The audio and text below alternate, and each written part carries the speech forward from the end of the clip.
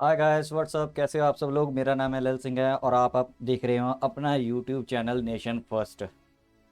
तो भाई लोग,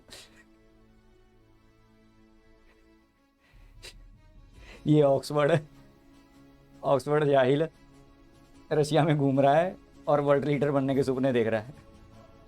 इसको ये नहीं पता इसके साथ होने वाला क्या है। तो मार्च मिड में ये पीएम की कुर्सी से तो गया पक्का, ये कंफर्म्ड हो गया है भाई। तो ये हो रहा है पाकिस्तान में और ये यहाँ पे गया हुआ है और पूरा वेस्ट, पूरी दुनिया उस पर सैंक्शन लगा रही है और ये वहाँ जाके नाच रहा है। अब पता नहीं पुतिन इसको टाइम दे रहा है कि नहीं दे रहा है, पता नहीं क्या कर रहा है वहाँ बैठ के, पता नहीं वापस आया कि नहीं आया, मेरे को नहीं पता। लेकिन ये महाशय जी रशिया बैठे हुए हैं और वर्ल्ड लीडर बनने की स्कीम में है। इसको ये नहीं पता तेरी कुर्सी भी जाने वाली है, तो जो तूने ठोकना था ना पाकिस्तान को, अच्छा ठोक के जा रहा है। कोई बात नहीं, उस पर भी सैंक्शन लग रहे हैं, तेरे इसकी बारी भी आने वाली है। चलो वैसे मैं हंस इस बात पे नहीं रहा हूँ कि वॉर हो गई है, उसके लिए मैं दिल से अफसोस है मेरे को कि जो इनोसेंट पीपल होते हैं ना वॉर में, वो नहीं मारे जाने चाहिए यार। वॉर हुई है, चलो आर्मी टू आर्मी लड़ती ठीक लगती है, चलो ठीक है भाई है। लेकिन अब मैं उस चीज़ पे नहीं जाऊँगा कि किसकी गलती है किसकी नहीं है, ठीक है, हर एक का अपना अपना नैरेटिव है। तो वैसे एक बात है, इसमें अमेरिका गेम खेल गया, पंप दे के उसको चने के झाड़ पे चढ़ा के यूक्रेन को आप पीछे हट गया। ठीक है, अब जो मर्जी करते रहें, ठीक है, यूक्रेन को एक बारी तो फंसा दिया उन्होंने। ठीक है, तो रशिया भी ठीक है, वो कहता है नेटो में क्यों मिला रहे, रिटर्न में दे देते, इतनी तकलीफ थी तो वो भी हो जाना था। लेकिन जो मिस्टर एब्सोल्युटली नाट है ना, एब्सोल्युटली वो बंदा, वो बंदे ने, जो मैं दिल से चाहता था कि ये ना इस कॉन्फ्लिक्ट में रशिया जरूर जाए, कहीं ऐसा ना हो कि इसको पहले ही पीएम की कुर्सी से उतार दें। और ये भाई साहब वहाँ पे चौड़े होके चला गया। ठीक है, अब कोई इनकी फ़ोटो वगैरह नहीं आ रही टीवी पे, मैंने काफ़ी ढूंढने की कोशिश की, पाकिस्तानी न्यूज़ चैनल मिला कुछ नहीं उसमें। तो ये बात है कि इसने जो अगले 4-5 साल में काम करना था तो पाकिस्तान का इसने इस दौरे के दौरान जो रशिया का किया ना, इसने कर दिया जो करना। अब ये कुर्सी से उतर जाएगा इस मार्च के मिड में।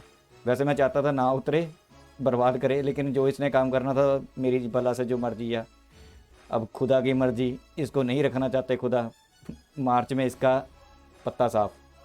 चलो ये छोड़ो, ये तो होती रहेंगी, ये ऐसा मूर्ख प्राणी है। ठीक है, ऑक्सफोर्ड जाहिल है, क्या कर सकते हैं इसका। तो भाई लोगों, आज जो मैं वीडियो लेके आया हूँ ना, वो है रिक्वेस्टेड वीडियो। तो द हिंदू लिबरल की है, भाई ने रिक्वेस्ट की थी, है वैसे वीडियो काफ़ी लंबी है। पहले मैंने बीच बीच में से थोड़े से शॉर्ट देखे, मेरे को अच्छे लगे। ठीक है, क्योंकि मेरे को उनकी जो बताने का ढंग है, हिंदू लिबरल यूट्यूब चैनल पे ये वीडियो है, उसका मेरे को ढंग बहुत बढ़िया लगता है। तो मेरी आपसे हाथ जोड़ के रिक्वेस्ट है, इस वीडियो को आप अगर पूरा देखोगे ना, आपको सच में मज़ा आएगा, और मेरे साथ देखोगे तो मुझे भी अच्छा लगेगा कि आप लोगों ने मेरे साथ ये वीडियो देखी है। ठीक है, इस वीडियो में जो कई ऑपरेशंस होते हैं रॉ के, जहाँ अपने जो इंटेलिजेंस एजेंसीज होती हैं, जो आईबी वगैरह होती है, जहाँ उनके जैसे होते हैं ना, हमें पता नहीं होता तो वो कैसे काम करती हैं, वो है। तो मैंने बीच बीच में से थोड़े से शॉर्ट देखे हैं, पूरी नहीं देखी मैंने वीडियो, वीडियो है लंबी ज़्यादा, 58 मिनट की है। तो आपको थोड़ा सा धैर्य रख के देखनी पड़ेगी, लेकिन देखोगे आपको बहुत मज़ा आएगा। ये फिल्में शिल्में इन वीडियो के आगे ना, जो रियल वीडियो होती हैं, डॉक्यूमेंट्री होती हैं, उनमें बहुत मज़ा आता है। ये फिल्में शिल्में हॉलीवुड की, इनमें तो मसाला डाला जाता है ना, हाँ इसमें भी थोड़ा बहुत कुछ हो सकता है, लेकिन एक्चुअली ये रियल जो होती है ना, वही उसी बेस पे होती है। ये स्टोरी है, ये नेटफ्लिक्स से स्टोरी से भी ज़्यादा अच्छी है। मैं एक ही एपिसोड में पूरी करूँगा, क्योंकि फिर उसमें क्या होता है कि मैं आधी कर दूँ फिर आपका मज़ा टूट जाता है बीच में। ठीक है, मैं 4 दिन बाद फिर भी एक आधी वीडियो बनाऊँ, तब तक बंदे का वो जो होता है, इसलिए मैंने एक ही शॉट में ये वीडियो पूरी कंप्लीट की है। तो मैं ज़्यादा बातें नहीं करूँगा, ठीक है, मैं वीडियो स्टार्ट करूँगा। ये हिंदू लिबरल की है, मैंने इस वीडियो जो है चैनल का लिंक मैंने डिस्क्रिप्शन में दे दिया है। भाई बहुत अच्छी वीडियो बनाते हैं। ठीक है, इनको लाइक करना, सब्सक्राइब करना, इंडियन यूट्यूबर्स को सपोर्ट करना। ठीक है, और मेरी भाई एक दिल से आपसे रिक्वेस्ट है, मैं देख रहा हूँ कि आप वीडियो देखते हो लेकिन सब्सक्राइब नहीं करते। प्लीज़ मेरी हाथ जोड़ के रिक्वेस्ट है आपसे, सब्सक्राइब जरूर करके जाया करो भाई। ठीक है, अगर आपको कोई मेरी वीडियो आती रहती है, अगर कोई आपको अच्छी लगे तो वो देख लिया करो, अगर नहीं अच्छी लगती कोई बात नहीं। कई बार क्या होता है कि कोई अच्छी बातें में भी मैं बोल देता हूँ, जहाँ अच्छे वीडियो मिल जाती हैं, जहाँ फिर इन्फॉर्मेटिव वीडियो होती है, वो आपको भी लगेगी अच्छी कि हाँ ठीक है यार ये देख लेते हैं। जो नहीं देखनी होती ना देखो, तो एटलीस्ट सब्सक्राइब जरूर करके जाओ भाई, इससे अपने आपका ही यूट्यूब चैनल है, इससे हमारी स्ट्रेंथ बढ़ेगी, ठीक है।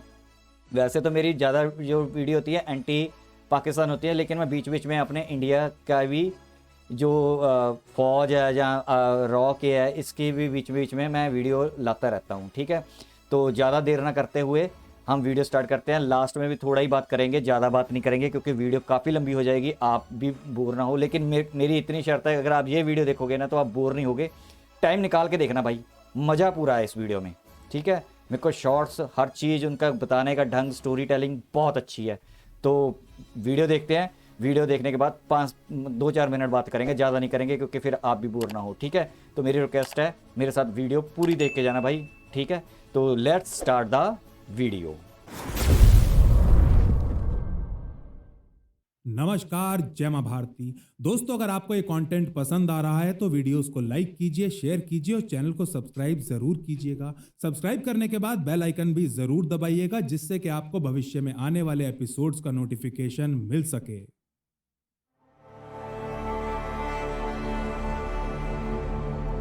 जनवरी 1985 की सुबह लंदन के न्यूहम में हल्की बारिश हुई थी। इलाके का पारा 4 डिग्री से नीचे चला गया था और ऐसे ठंडे मौसम में भी तारिक सिद्दीकी नाम का एक माली रोज की तरह एक घर के गार्डन में अपना काम कर रहा था।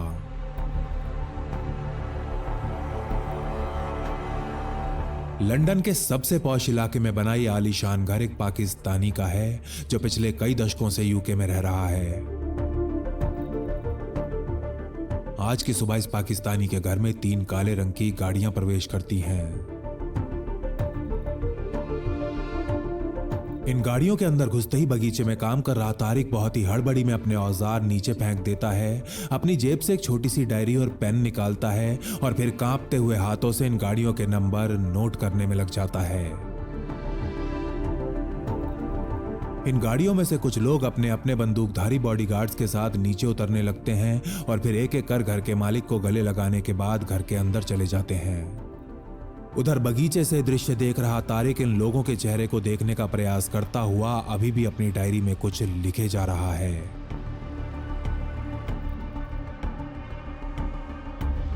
दोपहर के 3 बजे तक इस घर में आए ये सारे मेहमान वापस लौट चुके थे कि तभी तारिक घर के मेन गेट से बाहर निकलता है और दाएं बाएं देखता हुआ आगे की तरफ चलना शुरू कर देता है।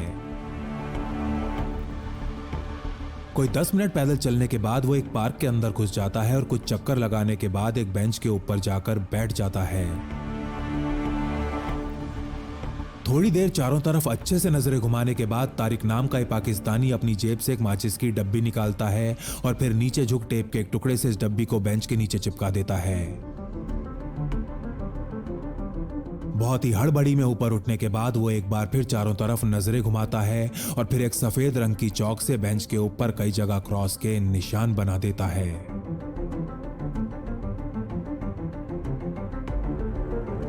कुछ और मिनट इस बेंच पर बिताने के बाद तारिक पार्क से बाहर निकलता है और पास से स्थित पीसीओ से एक नंबर डायल करता है, लेकिन जैसे ही दूसरी तरफ से हेलो की आवाज आती है वो तुरंत फोन काट बहुत ही हड़बड़ी में यहां से निकल जाता है।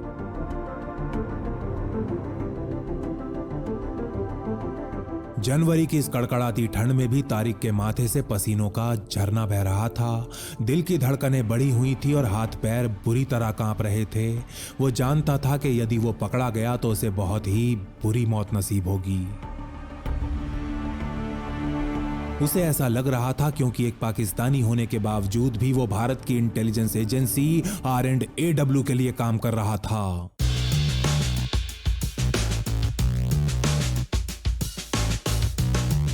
तारिक जिस पाकिस्तानी के घर में माली का काम कर रहा है उसका नाम है अब्दुल खान। ISI के लिए काम करने वाला एक धनवान जिहादी जो पिछले कई सालों से लंदन में बैठा भारत के अंदर आतंक का खूनी खेल खेलता आ रहा है। यूके में रहने वाले कुछ खालिस्तानियों को पैसे खिला पंजाब के गरीब बेरोजगार नौजवानों को देशद्रोही बना रहा है। लेकिन खान के पापों का घड़ा पूरी तरह भर चुका था। लंदन की धरती से भारत के खिलाफ षड्यंत्र रचने वाले ISI के इस गुर्गे को जरा सी भी भनक नहीं थी कि R&AW उसके घर के अंदर घुस चुकी है।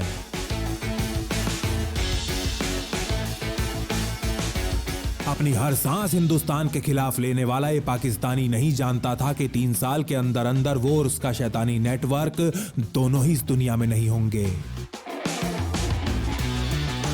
इधर वो अपने इस आलीशान घर में आईएसआई के साथ भारत के विरुद्ध षड्यंत्र रच रहा था और उधर उसका सर्वनाश करने के लिए R&AW के कुछ राष्ट्रवादी जासूस एक कोवर्ट मिशन को अंजाम दे रहे थे। मिशन जिसे नाम दिया गया था ऑपरेशन स्वदेश।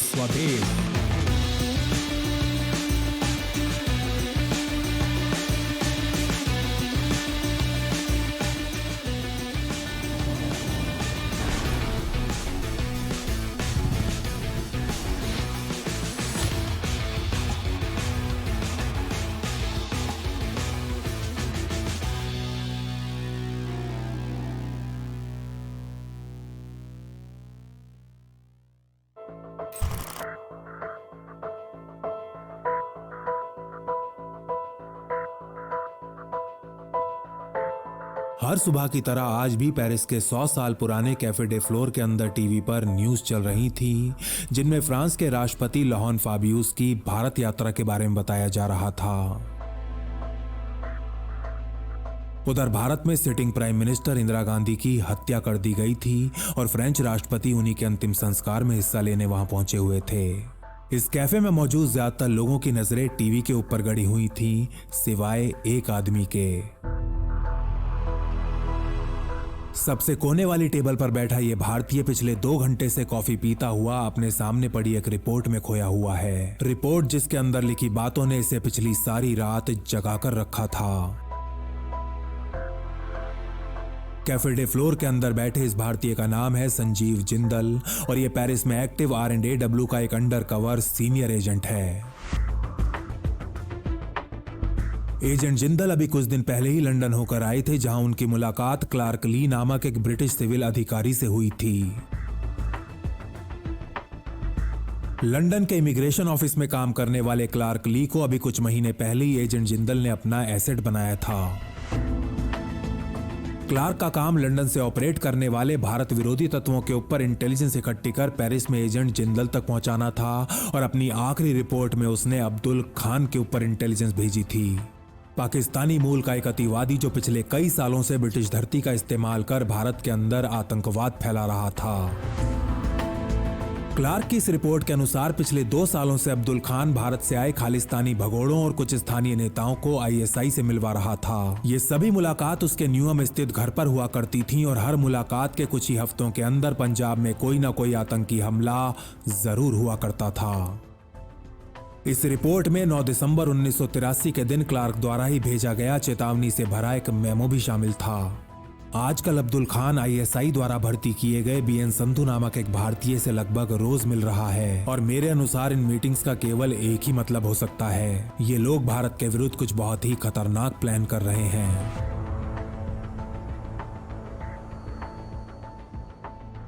इस रिपोर्ट को पढ़ एजेंट जिंदल का मन गुस्से और कुंठा से भर उठा था।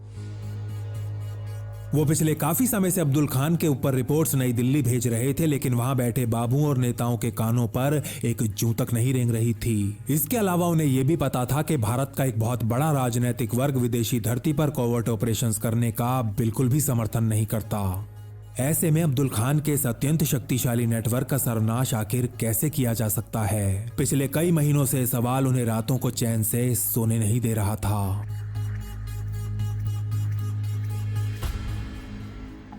दिसंबर का महीना खत्म होने को आ रहा था। राजीव गांधी को देश का प्रधानमंत्री बने 3 महीने हो चले थे और उनकी सरकार अभी अपने पैर जमाने की कोशिश कर रही थी। ऐसे में एक सुबह R&AW के हेडक्वार्टर्स में अनुज भारद्वाज अपने दिन की शुरुआत करते हैं।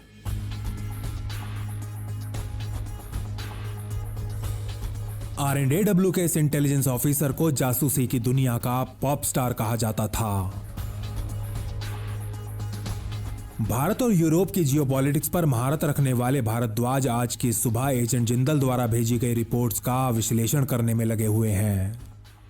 इन रिपोर्ट्स के अनुसार बीएन संधू नाम का एक खालिस्तानी नेता जिसके ऊपर भारत में कई मुकदमे दर्ज थे, लंदन भाग चुका था। यूके की सरकार ने उसे राजनीतिक आश्रय दे दिया था और अब वो आईएसआई और अब्दुल खान के साथ मिल भारत के विरुद्ध षड्यंत्र रचने का काम कर रहा था। इनमें से एक रिपोर्ट के अनुसार अभी कुछ समय पहले संधू अचानक ही गायब हो गया था और पूरे 2 महीने RNAW के रडार से दूर रहने के बाद अभी कुछ दिन पहले ही लंदन में वापस प्रकट हुआ था। इन रिपोर्ट्स में मौजूद क्लार्क ली के एक मेमो के अनुसार ये 2 महीने संधू ने इस्लामाबाद में बिताए थे। इस मेमो को पढ़ ऑफिसर भारद्वाज के शरीर में कंपकपी सी दौड़ जाती है और वो एजेंट जिंदल को तुरंत नई दिल्ली आने के लिए कहते हैं।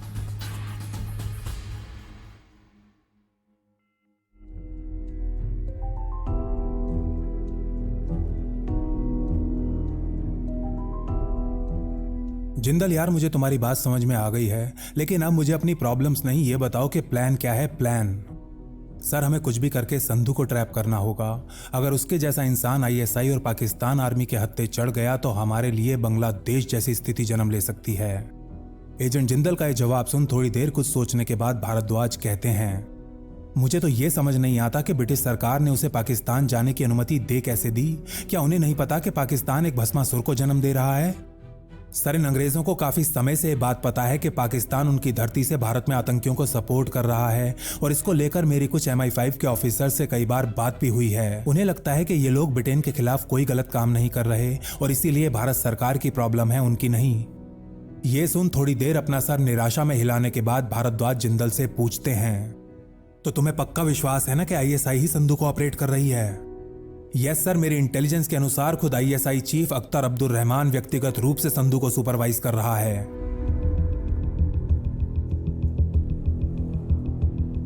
सर, क्लार्क ली नियमित रूप से मुझे इंटेलिजेंस दे रहा है and believe me, Abdul Khan और संधू के इस गठजोड़ ने मेरी रातों की नींदें हराम कर रखी हैं। RNAW के इन दोनों स्पाइस को बातें करते कई घंटे हो चले थे। लंच का समय बीत चुका था कि तभी भारद्वाज के मुंह से वो शब्द निकलते हैं जिन्हें सुनने के लिए जिंदल के कान बुरी तरह तरस रहे थे। तो इन हरामियों के लिए तुम कोवर्ट ऑपरेशन करना चाहते हो? प्लान क्या है तुम्हारा?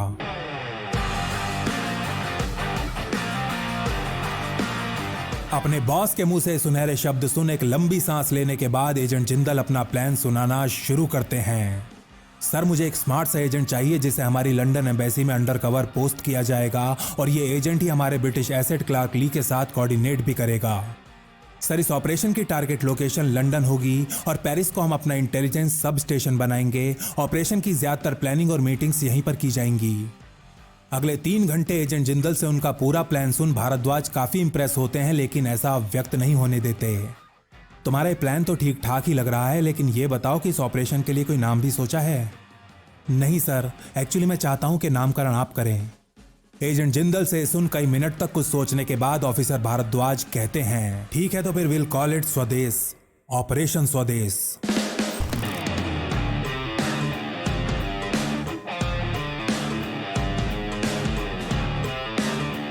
ऑपरेशन स्वदेश का शंखनाद हो चुका था। जिंदल पहले उस एजेंट को आइडेंटिफाई कर चुके थे जिसे लंदन एम्बेसी में पोस्ट किया जाना था।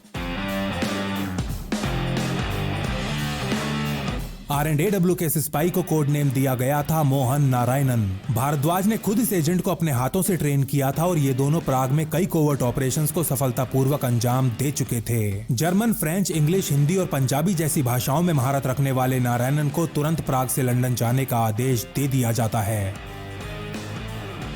ऑपरेशन स्वदेश को मुख्यतः 2 भागों में बांटा गया था, पहला इंटेलिजेंस कलेक्शन और दूसरा कोवर्ट ऑपरेशंस। इंटेलिजेंस इकट्ठा कर उसे एनालाइज करने की जिम्मेदारी क्लार्क ली और मोहन नारायणन को सौंपी गई थी। वहीं कोवर्ट ऑपरेशंस को कंडक्ट और सुपरवाइज करने का जिम्मा एजेंट संजीव जिंदल के कंधों पर था।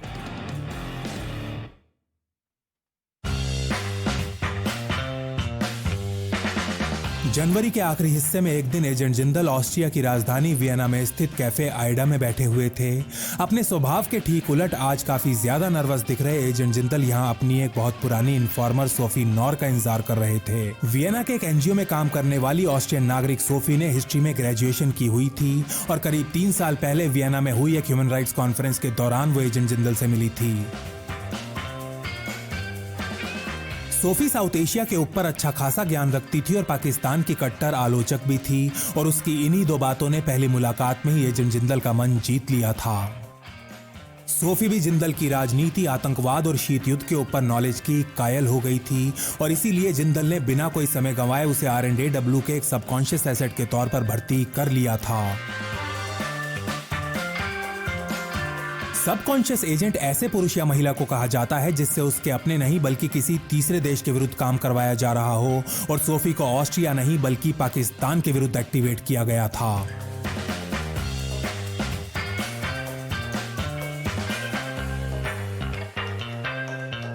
अस्सी और 90 के दशक में यूरोप में एक्टिव सैकड़ों R&AW एसेट्स की तरह सोफी को भी मॉल्स को पैसे ट्रांसफर करने, नए एसेट्स को ट्रेन और हैंडल करने जैसी जिम्मेदारियां सौंपी गई थीं। लेकिन आज वर्तमान में एजेंट जिंदल और सोफी का रिश्ता काफी ज्यादा बदल चुका था। पिछले 2 सालों में इन दोनों के बीच एक बार भी बात नहीं हुई थी।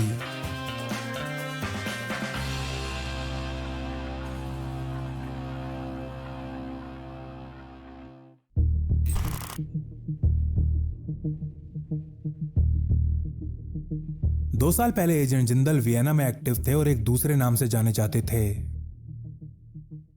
इस दौरान उन्होंने आसिफ नामक एक पाकिस्तानी को आइडेंटिफाई किया था जो ऑस्ट्रिया के स्टीरिया नामक शहर में रहकर भारत में आतंकवाद फाइनेंस करने का काम किया करता था। कुछ महीने सर्वेलेंस करने के बाद जिंदल इस नतीजे पर पहुंचे थे कि आसिफ की भारत विरोधी गतिविधियों को रोकने का केवल एक ही तरीका है, उसके लिए नरकलोक का टिकट काटना होगा।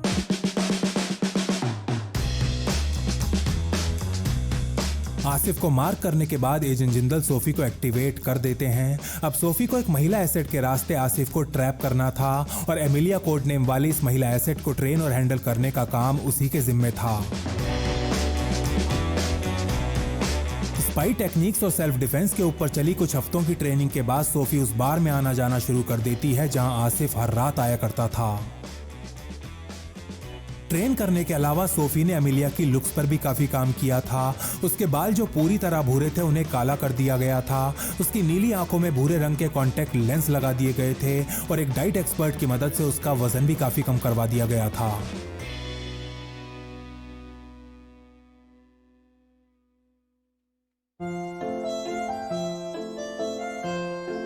औरतों और शराब का बहुत ज्यादा शौकीन आसिफ एक रात स्टीरिया के ग्राज इलाके में स्थित प्रोपेलर बार में प्रवेश करता है और जैसे ही ड्रिंक ऑर्डर करने काउंटर पर जाता है तो उसकी नजर वहां अकेले बैठी हुई अत्यंत सुंदर एमिलिया पर पड़ती है। एमिलिया भी इस हट्टे कट्टे पाकिस्तानी नौजवान को देख मुस्कुराने लगती है। ये नौजवान भी उसके लिए कुछ ड्रिंक्स ऑर्डर कर उसके पास आकर बैठ जाता है और फिर अगले कई घंटों तक दोनों एक दूसरे से बातें करने में लगे रहते हैं। रात के करीब 2 बजते बजते आसिफ ठीक ठाक नशे में आ चुका था और अब एमिलिया भी अपने घर जाना चाहती थी। आसिफ उसे घर ड्रॉप करने की ऑफर देता है और वो भी इसके लिए तैयार हो जाती है, लेकिन गाड़ी में बैठते ही ये दोनों अपने आप को एक दूसरे को छूने से नहीं रोक पाते। अभी आसिफ एमिलिया को किस कर ही रहा था कि तभी उसको पीछे हटाते हुए वो उससे कहती है, गाड़ी में सब कुछ करोगे क्या? कहीं और चलते हैं ना। इसके बाद आसिफ एमिलिया को अपने घर ले आता है और उसके लिए ड्रिंक्स तैयार करने में लग जाता है। ड्रिंक्स मैं बना लूंगी, आप प्लीज कुछ खाने को ले आओ ना, बहुत तेज भूख लगी है। अपने पेट को पकड़े मासूम आवाज में एमिलिया ये कहती है और आसिफ खुशी के मारे उछलता हुआ फटाफट किचन के अंदर चला जाता है। करीब 10 मिनट बाद जब आसिफ किचन से बाहर निकलता है तो अपने हाथों में वाइन का ग्लास लिए एमिलिया उसके बिस्तर पर बिना कपड़ों के बैठी होती है।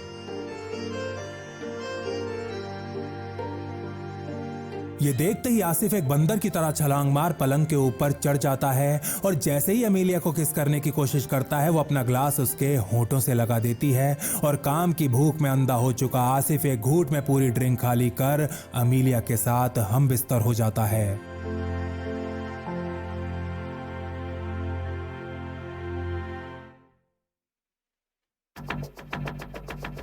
सुबह के लगभग 4 बजे एमिलिया बिस्तर से उठती है, अपने कपड़े पहनती है और फिर सबसे पहले आसिफ की नब्ज चेक करती है जो पूरी तरह ठंडी पड़ चुकी थी। इसके बाद वो एक कपड़े से इस घर की हर उस चीज को साफ करने में लग जाती है जिसे उसने गलती से भी छुआ था। लगभग 4:30 बजे स्कार्फ ओढ़े एमिलिया आसिफ के घर से बाहर निकलती है और थोड़ी दूरी पर इंतजार कर रही सोफी के साथ एक गाड़ी में बैठ यहां से गायब हो जाती है। ये विदेशी धरती पर R&AW का एक ब्लैक ऑपरेशन था जिसमें एक महिला एसिड का इस्तेमाल कर टारगेट को जहर देकर खत्म किया गया था।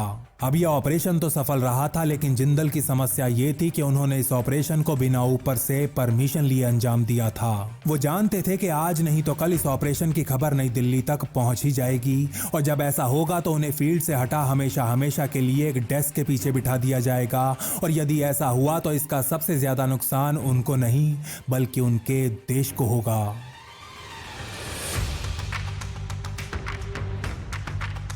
अब ये सब होने से रोकने का जिंदल के सामने केवल एक ही मार्ग था, आसिफ और खुद के बीच हर प्रकार के कनेक्शन को पूरी तरह मिटा देना। इसीलिए वो अपने उस समय की आइडेंटिटी को नष्ट कर एक नई आइडेंटिटी बनाते हैं और सोफी को बिना बताए रातों रात वियना से गायब हो जाते हैं।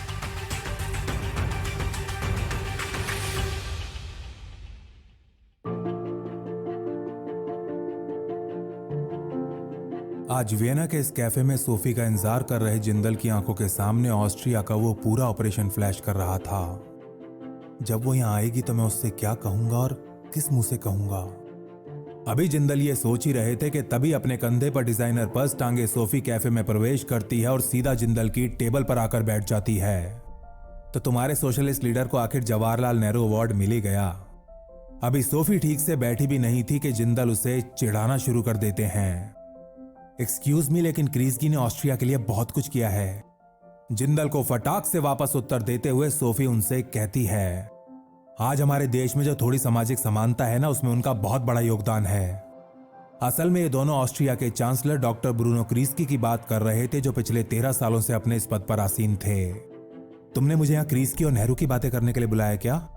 ये कहते हुए सोफी एक सिगरेट जलाती है और फिर गुस्से से लाल अपनी आंखों से जिंदल को घूरने लगती है। अरे मैं तो मजाक कर रहा था यार सोफी, गुस्सा क्यों कर रही हो? अभी जिंदल की ये बात पूरी भी नहीं हुई थी कि मेज पर आगे की तरफ झुकते हुए सोफी कहती है, तो क्या लगा था तुम्हें? तुम 2 साल बाद एक दिन अचानक मुझे मिलने के लिए बुलाओगे और मैं तुम्हें गले लगा लूंगी? सच बताऊं तो अब मैं शायद तुम्हें जानती ही नहीं हूं। मुझे नहीं पता संजीव कि तुम मेरे दोस्त हो या दुश्मन। भावुक हो रही सोफी के शब्द सुन जिंदल चुप बैठने में ही अपनी भलाई समझते हैं। ऑपरेशन पूरा होने के बाद एसिड्स को डंप करना उनके काम का हिस्सा था और वो ऐसा पहले कई बार कर चुके थे, लेकिन डंप किए गए एक सबकॉन्शियस एजेंट को दोबारा एक्टिवेट करना ये उन्होंने पहले कभी नहीं किया था। देखो संजीव, मैं खुद एक प्रोफेशनल हूं और तुम्हारे प्रोफेशन की मजबूरियों को समझती हूं। मैं तो बस इतना चाहती हूं कि तुम मुझसे सिर्फ और सिर्फ सच बोलो। थोड़ी देर तक एक दूसरे के गिले शिकवे दूर करने के बाद आखिर जिंदल काम की बात पर आ ही जाते हैं। तुम्हें हरप्रीत आहूजा के बारे में कुछ पता है? आजकल वो कहाँ है और क्या कर रहा है? हाँ, वो इंडियन, वो तो हमारे एनजीओ में काम करता था, लेकिन 1 साल पहले ही नौकरी छोड़कर चला गया। तुम्हें उससे क्या काम है? सोफी प्लीज कुछ भी करके मेरे लिए उस आदमी को ढूंढ निकालो, मुझे उसकी बहुत जरूरत है। नरमी से भरी आवाज में कहते हुए जिंदल $10,000 से भरा एक लिफाफा टेबल के ऊपर रख देते हैं। डोंट वरी संजीव, वो हरप्रीत मुझे बहुत पसंद करता था। ये कहते हुए सोफी जिंदल की तरफ आंख मारती है और टेबल पर पड़े उस लिफाफे को उठा वहां से चली जाती है। कुछ क्षण उसको जाते हुए देखने के बाद जब जिंदल की नजरें वापस टेबल पर आती हैं तो सोफी के कप के नीचे एक कागज का टुकड़ा रखा होता है, जिसके ऊपर उसके घर का फोन नंबर लिखा हुआ था।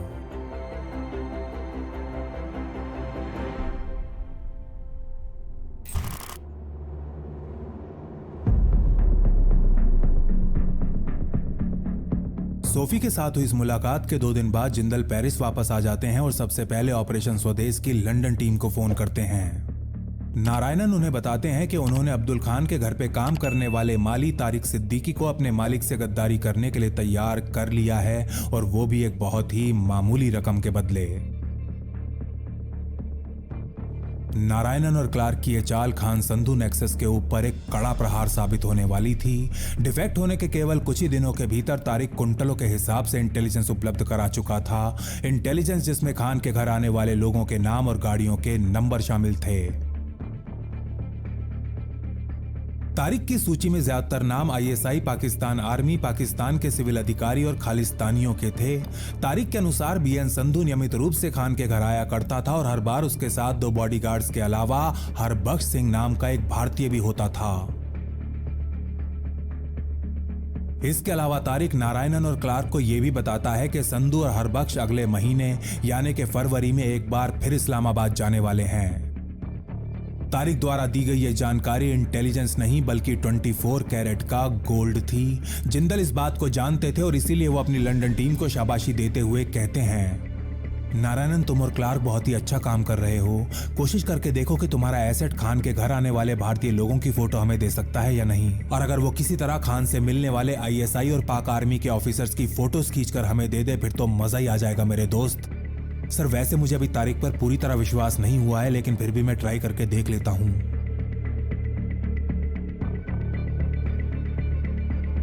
इस बातचीत के कुछ दिन बाद नारायणन जिंदल को बताते हैं कि काफी कोशिश करने के बाद भी तारिक ने फोटो खींचने से तो साफ मना कर दिया, लेकिन $5000 के बदले उसने खान के घर आने वाली कई दर्जन चिट्ठियां उन तक जरूर पहुंचा दी। इनमें से ज्यादातर लिफाफे तो अलग अलग कार्यक्रमों और समारोह के आमंत्रण थे, लेकिन एक लिफाफे के अंदर अब्दुल खान की बैंक स्टेटमेंट थी।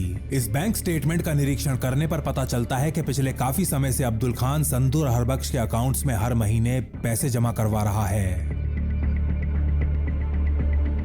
तारिक को ग्रूम करने के साथ साथ नारायणन और क्लार्क अपने प्लान बी पर काम करना भी शुरू कर देते हैं। प्लान जिसके तहत अब संधू के नेटवर्क के अंदर सेंध लगाई जानी थी। काफी सोच विचार करने के बाद नारायणन इस प्लान के लिए संधू के करीबी हरबख्श सिंह के चचेरे भाई अमरजीत को मार्क कर लेते हैं। हरबख्श की ही तरह अमरजीत भी एक खालिस्तानी था। वह भी कुछ दिन पहले ही भारत से लंदन आया था और आजकल ब्रिटिश सरकार से आधिकारिक आश्रय प्राप्त करने के प्रयासों में लगा हुआ था।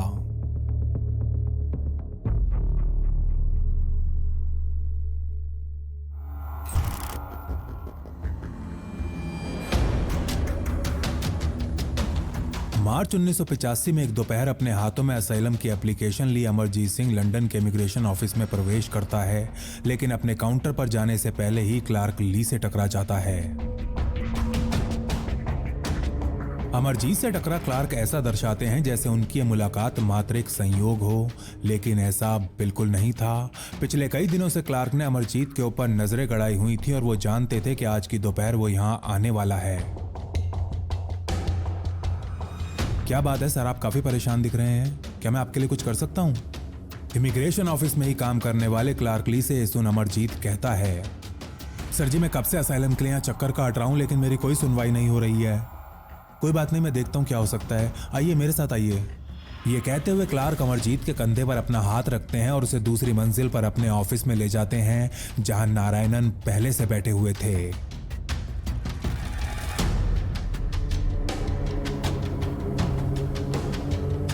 अंदर घुसते ही इधर क्लार्क अपने ऑफिस का दरवाजा बंद करते हैं और उधर नारायणन अमरजीत की गर्दन पकड़ उसका मुंह टेबल पर गाड़ देते हैं।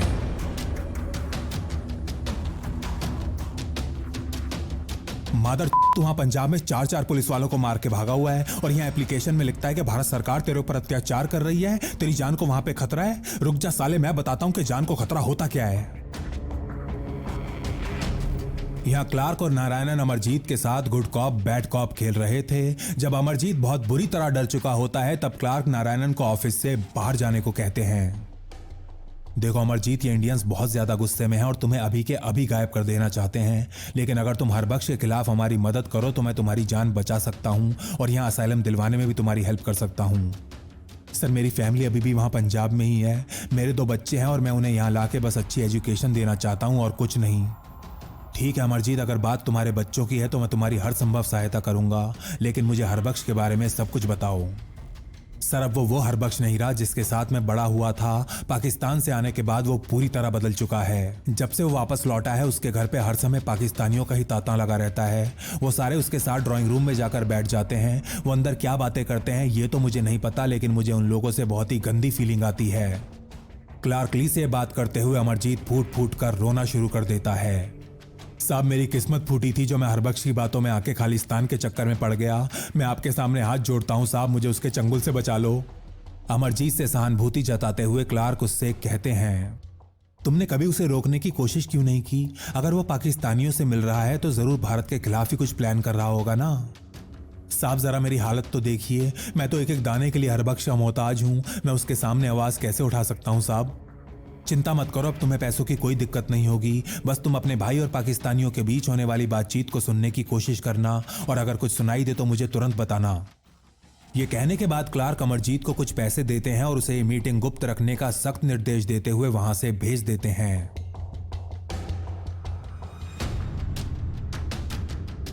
उधर पेरिस में एजेंट जिंदल लंदन टीम के काम से बहुत ज्यादा खुश थे, लेकिन सोफी से मिले उन्हें 3 महीने हो चले थे।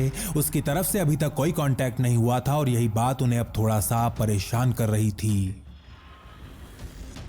ये वो समय था जब वियना अमेरिका और सोवियत यूनियन के बीच चल रही कोल्ड वॉर का थिएटर बना हुआ था। सीआईए और केजीबी एजेंट्स के बीच यहाँ दिन रात कबड्डी खेली जा रही थी और ऐसे माहौल में सोफी जैसा एक एसेट बहुत ही आराम से गायब हो सकता था।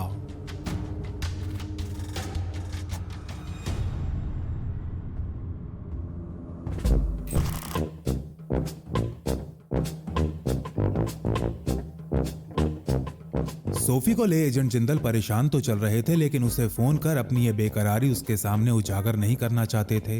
अभी वो इस बारे में सोच ही रहे थे कि अप्रैल के पहले हफ्ते में एक दिन सोफी उनसे कांटेक्ट कर ही लेती है। इससे पहले कि तुम चिल्लाना शुरू करो, मैं तुम्हें बताना चाहती हूँ कि I have got something for you. क्या तुम वीकेंड पर यहाँ आ सकते हो? आ ही जाना, मैं तुम्हारा इंतजार करूंगी।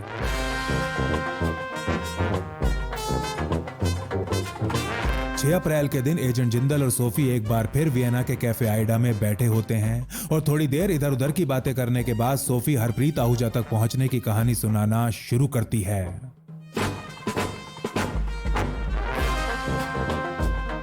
जनवरी में जिंदल से मिलने के तुरंत बाद ही सोफी ने हरप्रीत को ट्रैक करना शुरू कर दिया था। ये खोज उसे ऑस्ट्रिया के कई शहरों से होते हुए अंत में इंसब्रक ले गई थी। इस शहर में कुछ दिन पूछताछ करने के बाद सोफी एक मामूली से भारतीय रेस्टोरेंट पहुंची थी, जहां हरप्रीत एक मैनेजर की नौकरी कर रहा था। हरप्रीत को इतनी दयनीय दशा में देख सोफी अवाक रह गई थी। उसे समझ नहीं आ रहा था कि सामाजिक मुद्दों को लेकर इतना ज्यादा सक्रिय रहने वाला एक पढ़ा लिखा युवक ऐसी गुमनामी की जिंदगी आखिर कैसे जी रहा है। हरप्रीत सिंह आहूजा भारतीय मूल का एक सिख युवक जिसने ऑस्ट्रिया आने से पहले कैलिफोर्निया में एक भारतीय व्यापारी के साथ 1 साल तक काम किया था। अवतार सेठी नाम का यह व्यापारी संधू के नेटवर्क को फाइनेंस करने का काम कर रहा था और पिछले काफी समय से जिंदल के रेडार पर था। सेठी के साथ 1 साल काम करने के बाद एक दिन अचानक आहूजा कैलिफोर्निया से गायब हो गया था और तब से ही जिंदल उसे ट्रैक करने के प्रयास में लगे हुए थे।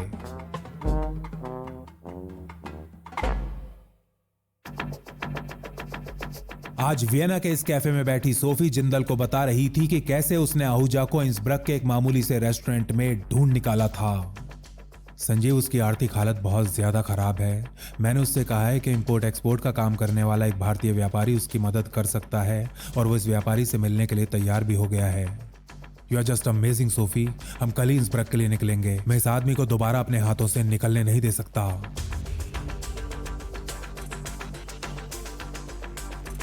अगले दिन की दोपहर होते होते सोफी और जिंदल ट्रेन से इंसब्रक पहुंच जाते हैं और यहाँ के कैफे मुंदिंग में आहूजा का इंतजार करने लगते हैं। थोड़ी देर बाद कैफे में आहूजा की एंट्री होती है और वो जिंदल और सोफी के पास आकर बैठ जाता है। वैसे तो जिंदल के पास उसके लिए कई सवाल थे, लेकिन सबसे पहले वो ये जानना चाहते थे कि उसने अमेरिका में अपनी इतनी आलीशान जिंदगी को आखिर क्यों छोड़ दिया था। सर, वह अमेरिका में अपनी जिंदगी से मुझे कोई प्रॉब्लम नहीं थी। जिंदल को एक व्यापारी समझ रहा आहूजा कॉफी के कुछ घूंट भरने के बाद अपनी आप बीती सुनाना शुरू करता है। मैं तो वहां अच्छा खासा पैसा कमा रहा था और बहुत ज्यादा खुश भी था, लेकिन जिन लोगों में सेठी का उठना बैठना था वो मुझे कतई पसंद नहीं थे। उनमें से ज्यादातर आईएसआई, पाकिस्तान आर्मी और खालिस्तानी आतंकी हुआ करते थे। अपना कॉफी का कप नीचे टेबल पर रखते हुए आहूजा बहुत ज्यादा भावुक आवाज में आगे कहता है, सर, वो अवतार सेठी पैसों के लिए अपनी आत्मा बेच चुका है। वो आदमी एक गद्दार है और संधू के साथ मिलकर भारत के अंदर आतंक का व्यापार कर रहा है। सर, मैं भारत में कांग्रेस सरकार का कट्टर विरोधी हूँ, लेकिन एक देशद्रोही हरगिज नहीं हूँ। मैं सेठी जैसे घिनौने आदमी के साथ और काम नहीं कर सकता था और इसीलिए उसे बिना बताए एक दिन अचानक वहां से गायब हो गया था। एजेंट जिंदल को विश्वास हो जाता है कि हरप्रीत आहूजा सच बोल रहा है और संधू और सेठी के ऊपर उनकी इंटेलिजेंस बिल्कुल सटीक है। हरप्रीत, मैं इंपोर्ट एक्सपोर्ट का कोई काम नहीं करता, बल्कि R&AW के लिए काम करता हूं।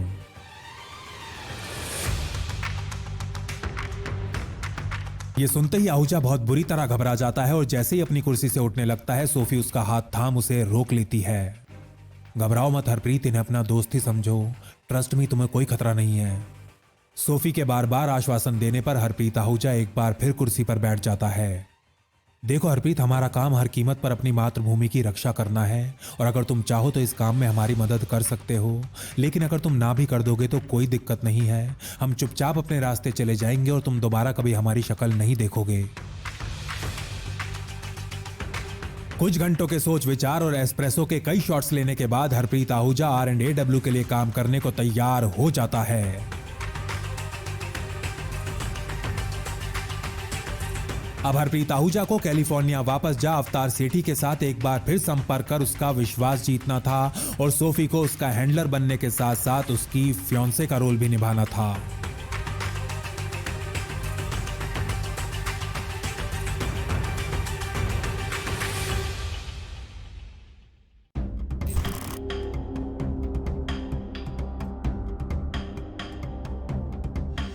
उधर लंदन में एस्पियोनाज का ये मैच खेल रहे क्लार्क और नारायणन एक के बाद एक चौके छक्के मारने में लगे हुए थे।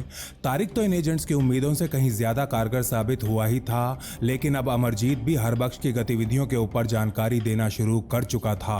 उसने अपने भाई के ISI हैंडलर का नाम क्लार्क को दे दिया था। ISI का वरिष्ठ ऑफिसर पाकिस्तान एम्बेसी में एक डिप्लोमेटिक कवर में पोस्टेड था और काफी समय से हरबख्श को भारत के अंदर आतंकी हमलों की लोकेशंस और प्लान्स देने का काम कर रहा था।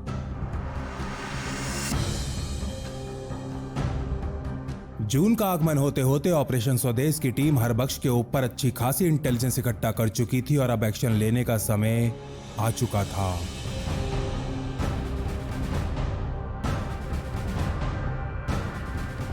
कई हफ्तों तक सोच विचार करने के बाद जिंदल और भारद्वाज हरबख्श और उसके ISI हैंडलर को एक्सपोज करने का निर्णय लेते हैं। इसके बाद जून 1985 में एक दिन हरबख्श और ISI ऑफिसर के खिलाफ बनाई गई इंटेलिजेंस रिपोर्ट को बैकडोर चैनल्स के रास्ते उस समय के British home secretary Leon Brittan तक पहुंचा दिया जाता है।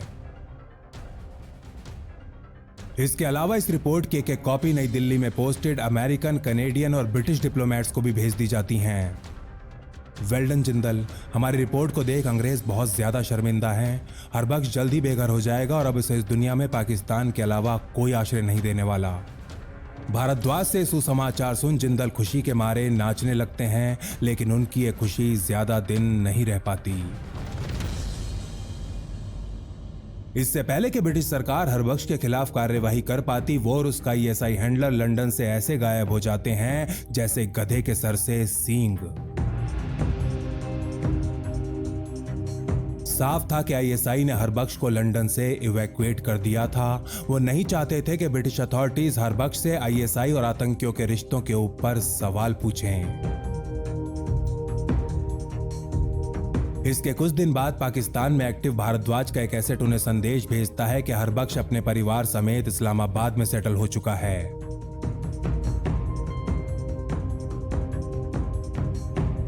भारद्वाज को यह जानकारी मिलने के ठीक 2 महीने बाद अगस्त 1985 में एक दिन पाकिस्तान के N5 नेशनल हाईवे पर रॉन्ग साइड से आ रहा एक ट्रक हरबख्श की गाड़ी से टकरा जाता है।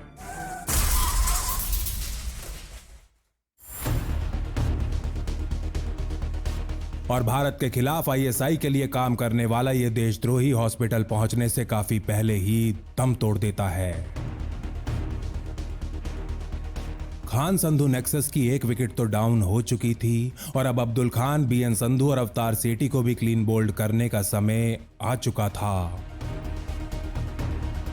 जिंदल को लग रहा था कि सेठी एक व्यापारी है और यदि एजेंसी उसके खिलाफ आवश्यक सबूत इकट्ठा कर ले तो डरा धमका के उसे अपने साथ मिलाया जा सकता है। लेकिन बात जहां तक संधू और खान की थी तो उनके लिए केवल एक ही रास्ता रह गया था, रास्ता जो सीधा नरक में जाकर मिलता है।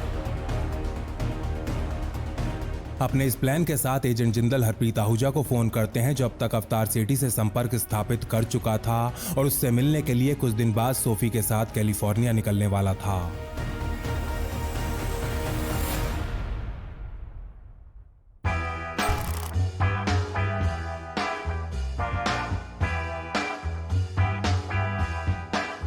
12 अक्टूबर 1985 के दिन प्रेमी जोड़े की तरह एक दूसरे की बाहों में बाहें डाले आहूजा और सोफी सैन फ्रांसिस्को एयरपोर्ट पर लैंड करते हैं। आज इन दोनों की सेठी से पहली मुलाकात होने वाली थी। उसके साथ अपने पुराने रिश्तों और वर्तमान स्थिति की दुहाई दे आहूजा को सेठी से काम मांगना था। सोफी आहूजा की मंगेतर बन उसके साथ यहाँ आई थी और उसे साइकोलॉजिकल टेक्निक्स का प्रयोग कर सेठी को सही दिशा में गाइड करना था। सोफी और आहूजा के साथ हुई पहली मीटिंग में तो अवतार सेठी उन्हें कोई ज्यादा भाव नहीं देता, लेकिन दोबारा मिलने का आश्वासन जरूर देता है। इस दौरान हरप्रीत आहूजा कैलिफोर्निया में अपने पुराने दोस्तों से भी मिलता है, जिनमें सेठी का ड्राइवर पूरन सिंह भी शामिल था। पूरन आहूजा को बताता है कि अमेरिकन गवर्नमेंट द्वारा बीसीसीआई बैंक के खिलाफ शुरू की गई इंक्वायरी की वजह से आजकल सेठी काफी ज्यादा टेंशन में है और भारत में आतंकियों तक पैसे पहुंचाने के लिए नए नए रास्तों की तलाश कर रहा है। Bank of credit and commerce international एक अंतर्राष्ट्रीय बैंक था जिसकी स्थापना 1972 में आगा हसन अबेदी नाम के एक पाकिस्तानी बैंकर ने की थी। समय के साथ साथ ये बैंक काला पैसा सफेद करने के लिए दुनिया भर के आतंकियों और ड्रग लॉर्ड्स की पहली पसंद बन गया था और इसी के चलते अब अमेरिकन एजेंसीज के रडार पर था।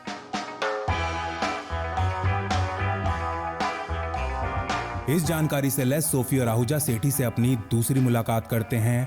इस मीटिंग में आहूजा सेठी को आश्वासन देता है कि वो ऑस्ट्रिया में अपने कॉन्टैक्ट्स का इस्तेमाल कर आतंक की फाइनेंसिंग करने में उसकी काफी मदद कर सकता है। आहूजा के साथ साथ सोफी भी सेठी को अपने प्रभावशाली कॉन्टैक्ट्स का लालच देती है और काफी देर सोच विचार करने के बाद वो एक बार फिर आहूजा को अपनी कंपनी में जॉब ऑफर कर देता है।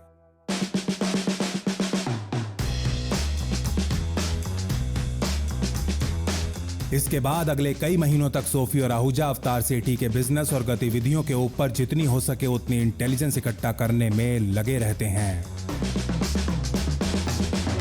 सोफी और आहूजा को सेठी के साथ काम करते लगभग 4 महीने हो चले थे और जब जिंदल को विश्वास हो जाता है कि सेठी के खिलाफ पर्याप्त इंटेलिजेंस इकट्ठा हो चुकी है तो वो उन दोनों से तुरंत कैलिफोर्निया छोड़ने को कहते हैं। अगले दिन सोफी और आहूजा सेठी से घूमने फिरने के लिए कुछ हफ्तों की छुट्टियां मांगते हैं और वो उनको छुट्टियां दे भी देता है।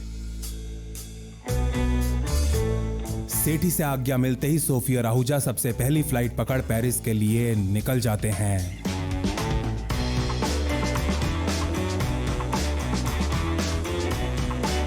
मार्च 1986 में एक दिन अवतार सेठी सैन फ्रांसिस्को के अपने आलीशान ऑफिस में बैठा काम कर रहा था कि तभी उसकी सेक्रेटरी उसके ऑफिस में प्रवेश करती है। सर, आपसे कोई मिलने आया है, कह रहा है कि इंडियन एम्बेसी में काम करता है। ये सुन अवतार सेठी थोड़ा सा चौंक जाता है। डिप्लोमेट्स का उसके ऑफिस में आना जाना एक बहुत ही आम बात होती थी, लेकिन वो सभी डिप्लोमेट्स पाकिस्तानी होते थे, भारतीय नहीं। ठीक है, उसको अंदर भेज दो। सेठी अपनी सेक्रेटरी से कहता है और ठीक 15 सेकंड बाद सूट बूट पहने 6.5 फुट का एक लंबा चौड़ा आदमी उसके ऑफिस में प्रवेश करता है और उसको अपना आईडी कार्ड दिखाते हुए उसके सामने कुर्सी पर बैठ जाता है।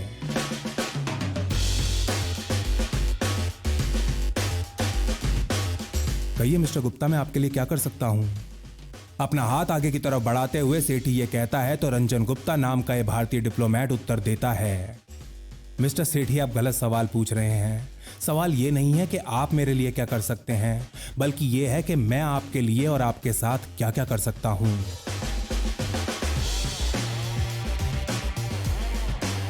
ये सुन थोड़ा सा डर चुका सेठी इससे पहले कुछ बोल पाता मिस्टर गुप्ता आगे कहते हैं, नहीं मिस्टर सेठी, घबराने की कोई जरूरत नहीं है। अरे आज तो आपका बहुत ही लकी दिन है। आज मैं आपका दोस्त जो बनकर आया हूं, लेकिन दोस्ती की ऑफर केवल कुछ ही घंटों के लिए वैलिड है। मार्च के महीने में एसी ऑफिस के अंदर बैठा सेठी पसीनों में नहाने लगता है और अपनी टाई की गांठ ढीली करते हुए कहता है, अरे सर, आप मुझसे चाहते क्या हैं? प्लीज साफ साफ बताइए ना। मिस्टर सेठी, हम आपके और संधू के बारे में सब कुछ जानते हैं। हमें पता है कि आप आईएसआई और अब्दुल खान के लिए क्या काम करते हो। सर, आपको जरूर कोई गलतफहमी हुई है। मैं तो एक ईमानदार बिजनेसमैन हूं और यहाँ की एनआरआई कम्युनिटी का एक इज्जतदार सदस्य भी। मैं दिन में न जाने कितने लोगों से मिलता हूं और इस संधू भी मुझे ऐसे ही कहीं टकरा गया होगा। बिलीव मी सर, मैं आईएसआई के बारे में कुछ नहीं जानता। जैसे ही सेठी ये कहता है, गुप्ता अपने ब्रीफकेस से कुछ कागज निकाल उसके सामने मेज पर पटक देते हैं। ये सेठी के पिछले कई महीनों के बैंक रिकॉर्ड्स थे जिनमें उसके द्वारा संधू और अब्दुल खान के साथ की गई ट्रांजैक्शंस को हाईलाइट किया गया था।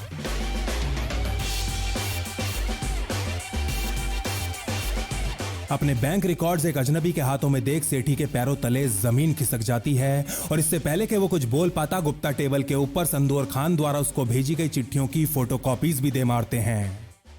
मिस्टर सेठी, मैं एक आईएफएस ऑफिसर हूं, so please don't insult my intelligence. आपके लिए यही अच्छा है कि आप सच बताकर अपने मन का बोझ हल्का कर लें। वैसे भी इतने सालों तक अपने देश से गद्दारी करना बहुत ही भारी काम है, क्यों, है ना?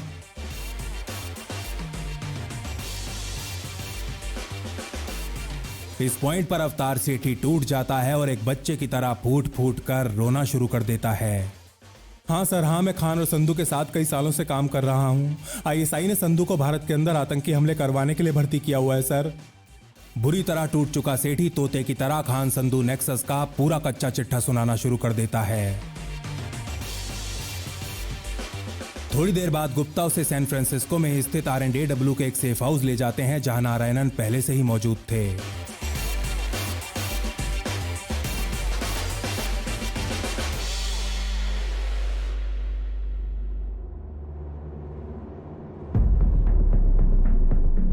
इस सेफ हाउस में नारायणन सेठी को पूरे 6 घंटे इंटेरोगेट करते हैं और इन 6 घंटों के दौरान वो संधू खान नेक्सस में शामिल उन सभी पाकिस्तानी ऑफिसर्स के नाम बताता है जो संधू को इस्तेमाल कर भारत में आतंक का कैंसर फैला रहे थे। इस शुरुआती पूछताछ के बाद आईएसआई की नजरों से बचाने के लिए सेठी को सबसे पहले ब्राजील ले जाया जाता है और फिर मोरक्को के रास्ते पेरिस, जहां एजेंट जिंदल बहुत बेसब्री से उसका इंतजार कर रहे थे।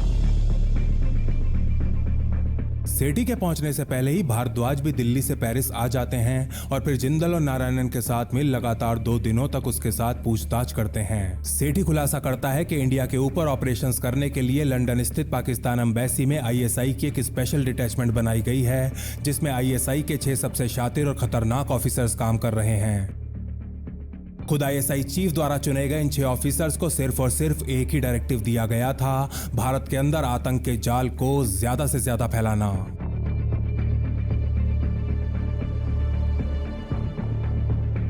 सेठी के अनुसार वर्तमान में महमूद नाम का एक आईएसआई ऑफिसर संधू और खान को हैंडल कर रहा था। आईएसआई की भारत विरोधी यूनिट के ऑफिसर्स के अलावा सेठी उन 27 लोगों के नाम और प्रोफाइल्स भी R&AW को देता है जो भारत में रहकर संधू खान नेटवर्क के लिए आतंकियों की भर्ती करने का काम कर रहे थे।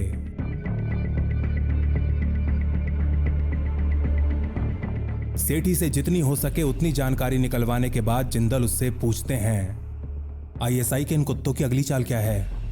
सर, वो तो मुझे नहीं पता, लेकिन मैं पता करने की कोशिश कर सकता हूं। इसके बाद एजेंट जिंदल सेठी को एक बहुत छोटा सा टेप रिकॉर्डर दे जल्द से जल्द संधू खान नेटवर्क की अगली चाल पता लगाने को कहते हैं।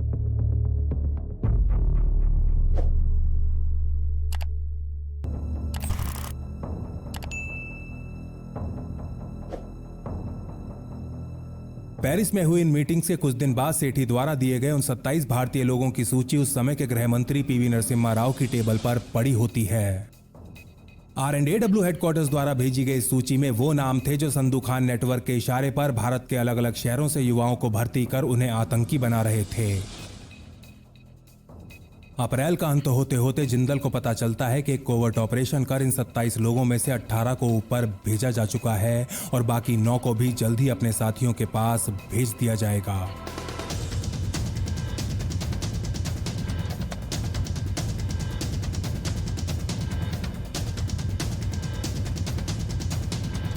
उधर जुलाई के पहले हफ्ते में अवतार सेठी अपने कहे अनुसार एजेंट जिंदल को एक ऑडियो टेप डिलीवर करता है। उसके द्वारा रिकॉर्ड की गई इस टेप में संधू खान और आईएसआई के कुछ ऑफिसर्स भारत में अपने ऑपरेशंस को एक बहुत बड़े पैमाने पर फैलाने की बात कर रहे थे। लंदन में पोस्टेड पाकिस्तानी इंटेलिजेंस का एक सीनियर ऑफिसर इस टेप में ये कहते हुए सुनाई दे रहा था, इस टाइम हिंदुस्तान की मुआशी हालत काफ़ी ज़्यादा ख़राब है।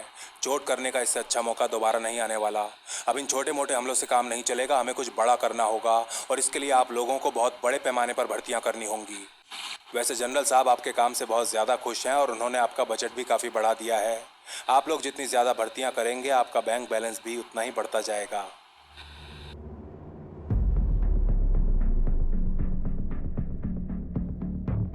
सेठी से मिली इस टेप और इंटेलिजेंस से लैस जिंदल इधर MI5 में अपने कुछ कॉन्टैक्ट से मुलाकात करते हैं और उधर भारद्वाज विदेशी धरती पर कुछ टारगेट्स का सफाया करने के लिए R&AW के उस समय के चीफ SC जोशी को मनाने में लग जाते हैं।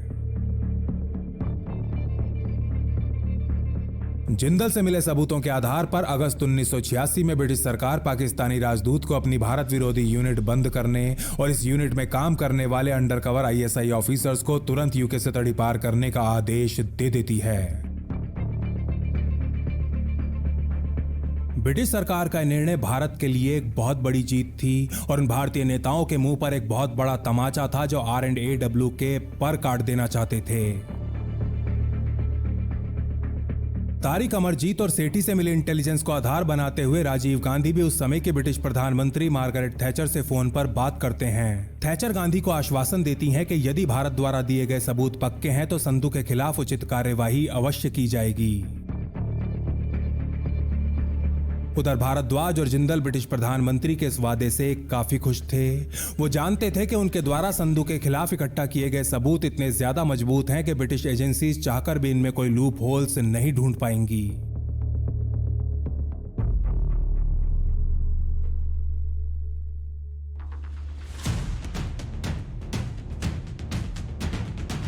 राजीव गांधी और थैचर के बीच हुई इस फोन कॉल के लगभग 3 महीने बाद एक दिन संधू के दरवाजे पर एक दस्तक होती है।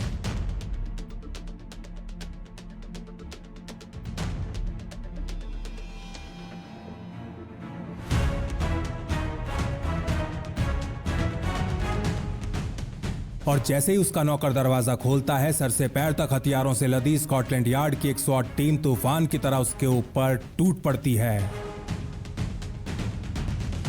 अगले 3 दिनों के दौरान BN संधू समेत उसके 5 सबसे करीबी साथियों को स्कॉटलैंड यार्ड द्वारा गिरफ्तार कर लिया जाता है। इन गिरफ्तारियों के कुछ दिन बाद भारत सरकार एक आधिकारिक बयान जारी कर पाकिस्तान और उसके द्वारा लंदन से की जाने वाली आतंकी गतिविधियों की खुलकर आलोचना करती है। संधू खान नेक्सस के खिलाफ RNAW के ऑपरेशन स्वदेश ने लंदन में ISI के नेटवर्क को काफी हद तक कमजोर कर दिया था, लेकिन अब्दुल खान अभी भी खुला घूम रहा था। ब्रिटिश सरकार ने उसको हाथ लगाने से मना कर दिया था और वो अभी भी भारत विरोधी गतिविधियों को फिर से जीवित करने के प्रयासों में लगा हुआ था।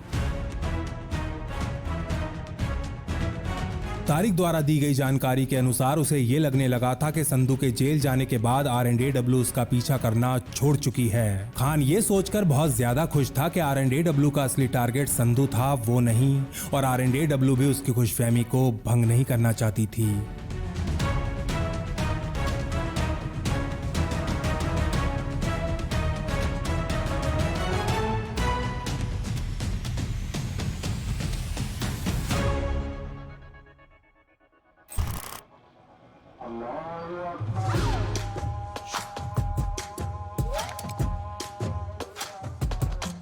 साल 1986 खत्म हो चुका था और 87 शुरू हुए भी लगभग 6 महीने हो चले थे।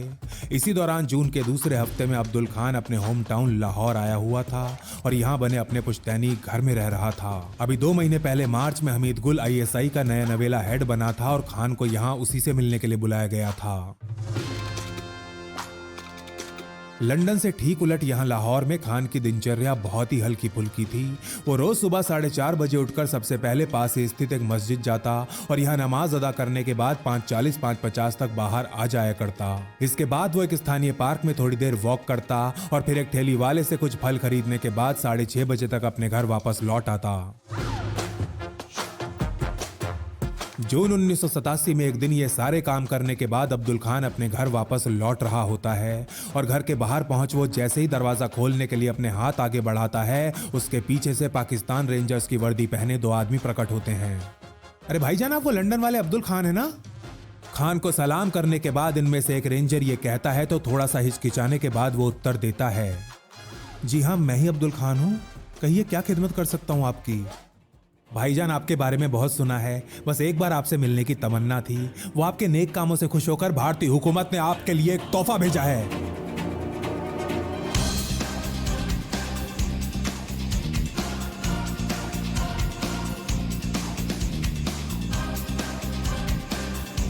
इससे पहले कि खान कुछ समझ पाता, ये दोनों रेंजर्स अपनी कमर से एक एक पिस्तौल निकालते हैं और उसके ऊपर ताबड़तोड़ लोहा बरसाना शुरू कर देते हैं।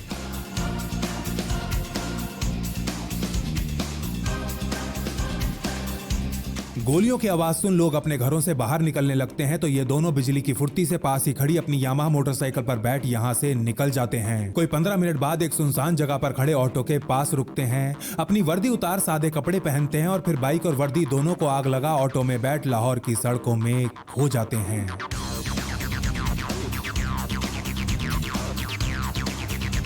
सालों से भारत के अंदर आतंक का तांडव करवा रहे अब्दुल खान को ये दो अनजान लोग कुल 9 गोलियां मारते हैं, जिनमें से 6 उसके सर में लगती हैं और 3 गर्दन के आर पार निकल जाती हैं। भारत के अंदर हिंसा का नंगा नाच करवा के तमाशा देखने वाला अब्दुल खान जमीन पर गिरने से पहले ही अपना दम तोड़ देता है।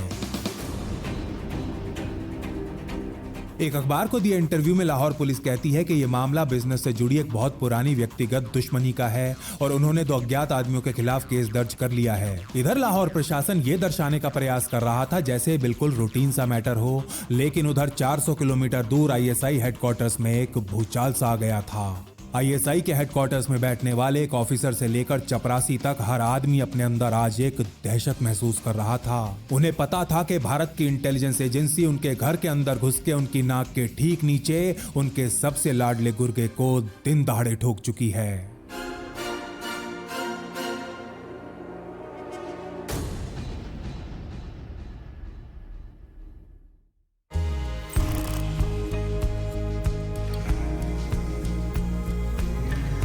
कुछ दिन बाद अनुज भारद्वाज को अपने एक पाकिस्तानी एसेट से जानकारी मिलती है कि लाहौर में हुए अब्दुल खान के अंतिम संस्कार में कई बड़े लोगों ने हिस्सा लिया और उसके ताबूत पर रखे फूलों में एक गुलदस्ता आईएसआई के चीफ हमीद गुल का भी था।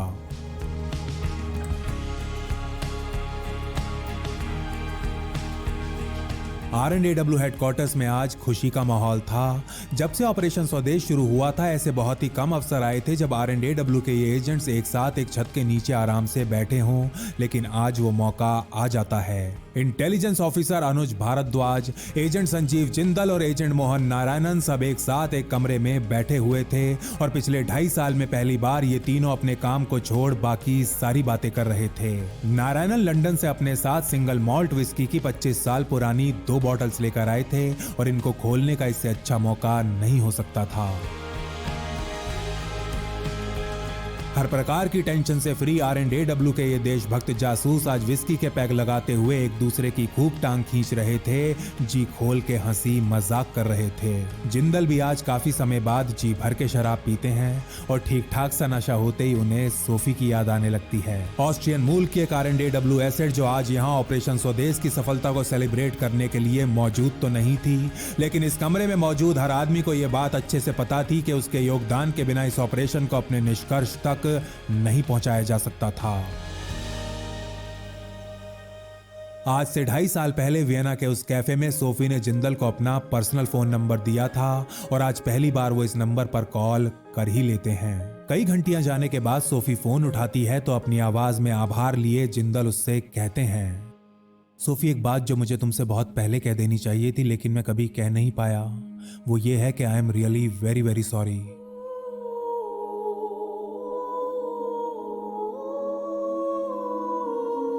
ऑस्ट्रिया के उस ऑपरेशन के बाद मैं तुम्हें बिना कुछ बोले गायब हो गया था। ऐसा इसलिए नहीं था कि तुम मेरे लिए कोई खतरा बन गई थी, बल्कि मेरे अंदर तुम्हें अलविदा कहने की हिम्मत ही नहीं थी। मैं जानता हूं कि मेरे साथ काम करते करते तुम मुझे पसंद करने लगी थी। तुम्हारा वो आकर्षण एक तरफा नहीं था सोफी।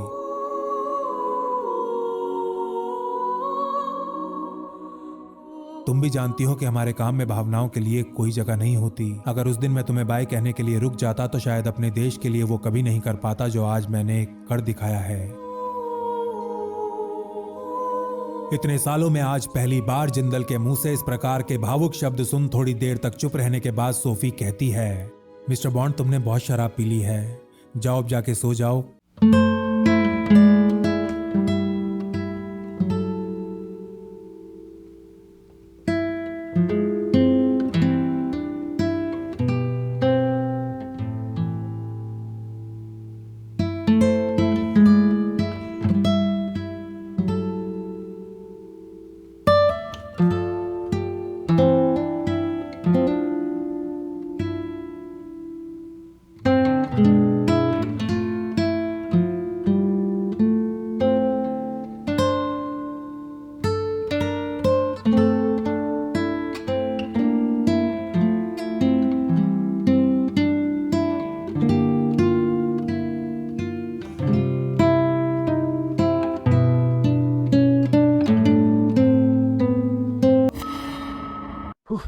तो भाई लोगों को कैसी लगी वीडियो? मैं इस वीडियो को देख के ऐसा लग रहा था कि फील हो रहा था कि आप हो उस मिशन पे, क्योंकि जो बताने का ढंग है, जहाँ जो बात करने का था, वो बहुत बढ़िया था। पहले को ऐसा होता है कि जो हमारे अंडर कवर एजेंट होते हैं ना, मेरे को ये नहीं पता है जो जिंदल थे या जो करेक्टर, जिन करेक्टर के नाम दिए गए थे, आई एम श्योर, मेरे को ये लग रहा है कि इनके ओरिजिनल नेम नहीं है, क्योंकि कभी भी ये ओरिजिनल नेम, ठीक है, ओरिजिनल आइडेंटिटी कभी भी नहीं सामने आती, सारी उम्र नहीं आती, उनके साथ चली जाती है जब ये दुनिया में नहीं रहते। तो एक गुमनाम होते हैं ये, ठीक है, ये हमारे लिए ऑपरेशंस करते हैं, हमारे कंट्री को बचाने के लिए करते हैं। जैसे हम आर्मी में कह सकते हैं, हम उनको श्रद्धांजलि देते हैं, याद करते हैं। लेकिन जो अंडरकवर एजेंट होते हैं ना, उनको तो हम कभी देखा ही नहीं होता, ना हमें नाम पता होता है, ना कुछ पता होता है, ठीक है, ना हम उनको उनके लिए कुछ श्रद्धांजलि दे पाते हैं। तो यार ऐसे बंदों के लिए ना मेरा दिल से सल्यूट है, जो अपने देश के लिए करते हैं लेकिन नाम के लिए नहीं करते। और दूसरी तरफ देखो, जो टेररिज्म को सपोर्ट करते हैं, जहाँ ऊपर बैठे बंदे होते हैं, सिर्फ पैसे की गेम है।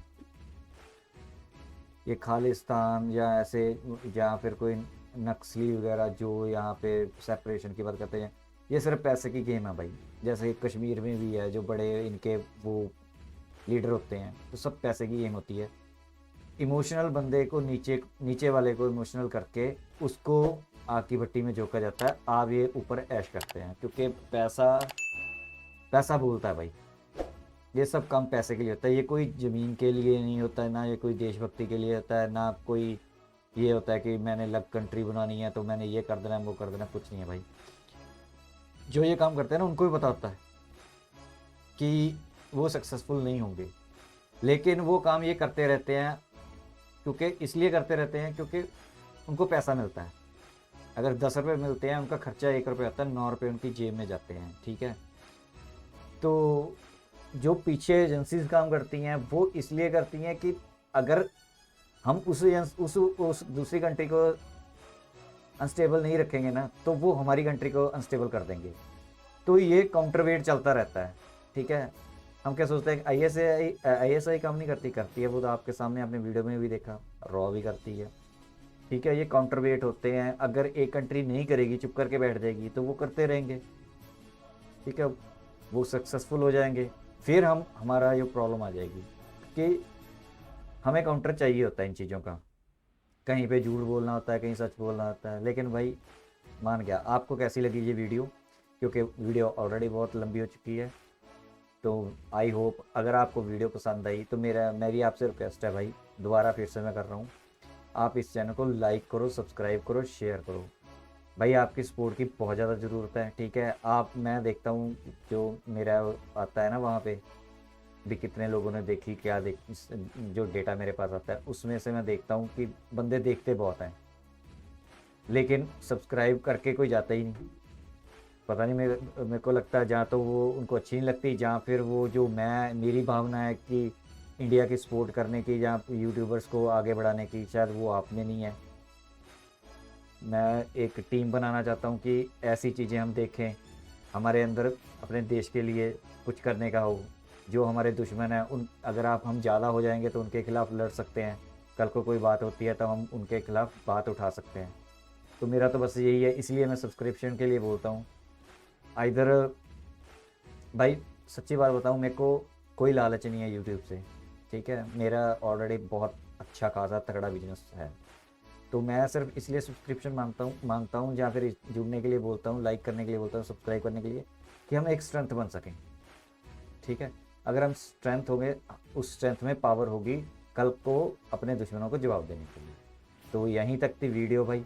आपको खालिस्तान वाला कैसे ये प्रोस्पेक्ट था, इससे पहले मैंने जो वीडियो बनाई थी, तो ये भी भाई ने रिकमेंड की थी, तो मैंने ये वीडियो देखी, मेरे को अच्छी लगी। ये वीडियो है लंबी है, लेकिन जो इंटरेस्ट से देखेगा ना, देशभक्ति से देखेगा, उसको अच्छी लगेगी। बाकी तो ऐसा होता है कि लोग थोड़ा सा आगे आगे करके देखते हैं, निकल जाते हैं, लेकिन ये चीज़ें देखनी चाहिए। फिल्मों को जगह देखने की बजाय ना, ऐसी चीज़ें देखनी चाहिए, सो दैट के हमें अपने जो एजेंसीज हैं उस पर गर्व हो।